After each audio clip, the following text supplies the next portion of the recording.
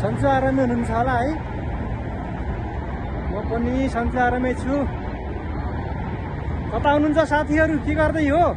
हामी त यो रातिको बेलामा कामकाज छैन, दाइ र म यसो मार्केटतिर जानु पर्यो भने हिँडेको। यो रातिको गाह्रो छ। घरि पुलिसले छोपेर सोध्छन् कहाँ जाने भनेर। अब हामी चाहिँ आइपुग्यो रेड लाइटमा।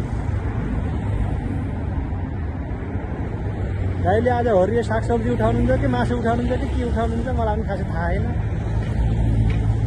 म चाहिँ दाइको पछि लाएर हिँडिरहेको छु। दाइले यहीँ घर बस्छ।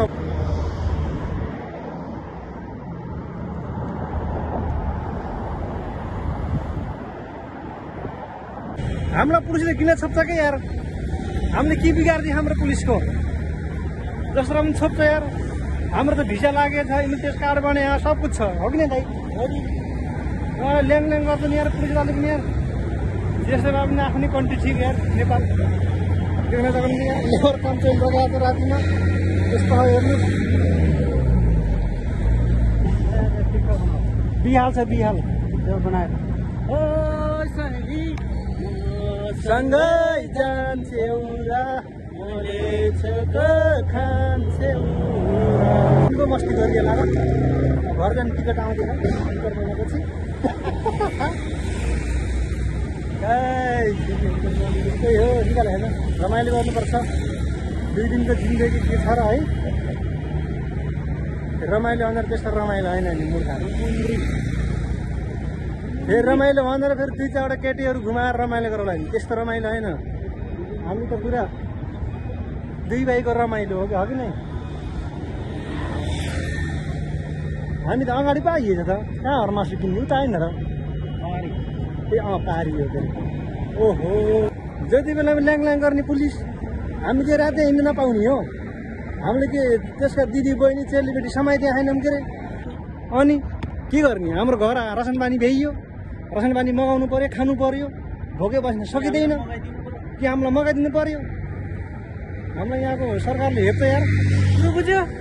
हेर साथी हो, त्यही भएर यो युनाइटेड अरबमा बसेर ल्याङ गर्ने, केटीहरू घुमाउने, गाँजा खाने, रक्सी खाने, सुर्ती खाने नगर। हामी यहाँ यस्तो आफ्नो पारामा सिम्पल भएर हिँड्दाखेरि यहाँ दुःख पाइएको यो रात बिग्रिन्छ। सबै समाएको यार, लान्छ कि भनेर मेरो खुट्टा त थर कामेर। आमामा यस्तो हुँदो रहेछ यार जिन्दगी। यहाँ पुलिसको सामने यहाँ नपरेको भन्ने लागेन। दाइले मेरो मुख हेर्ने, म दाइको मुख हेर्ने भइरहेको। यहाँमा यही बेला इन्डिया गएको, म त लान्छ कि जेल भनेको थिएँ यार। दाइलाई कस्तो महसुस भएको थियो दाइ? एकदम डर मर्दो। यो त घरमा मान्छे सानो कुकुर राखेको यार।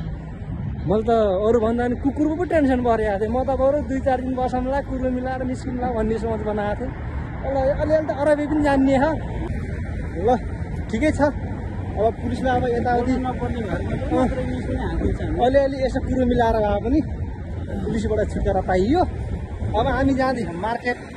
मार्केटमा के ल्याइन्छ थाहा छैन। गोदा 85 ग्राम छ, त्यहाँ अन्त धेरै छैन, सेलरी आएको छैन।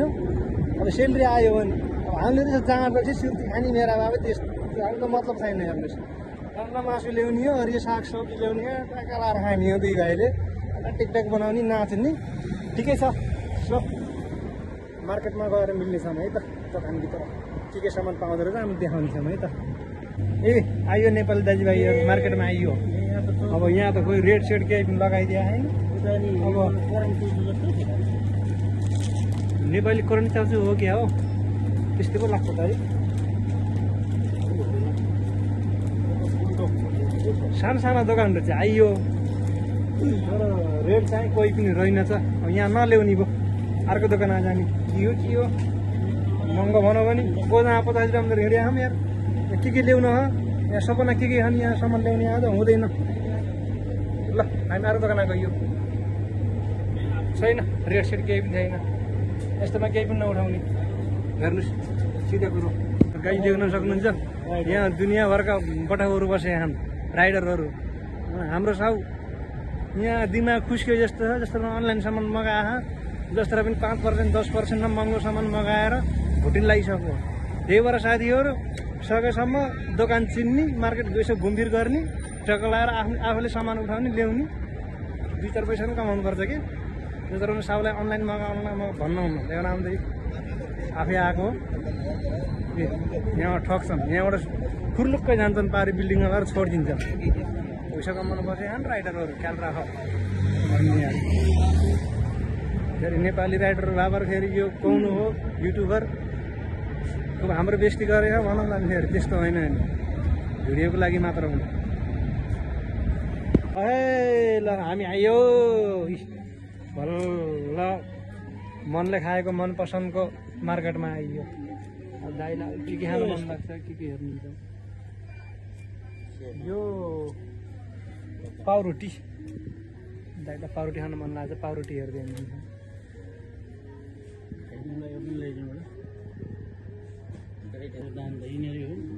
ब्रेलाको दाना हो यो, ब्रेलाको दानाहरू हाम्रो कुकुरलाई यो हुँदैन। जिन्दगी का क्या भरोसा, हम तुमको प्यार नहीं करेंगे, ला ला ला बंदुबा, हम तुमको प्यार नहीं करेंगे, ला ला। दाइले साग उठाउनु भयो, आयो सागको तरकारी खाने हो, सागको तरकारी मस्त आइटमहरू छ हरियो।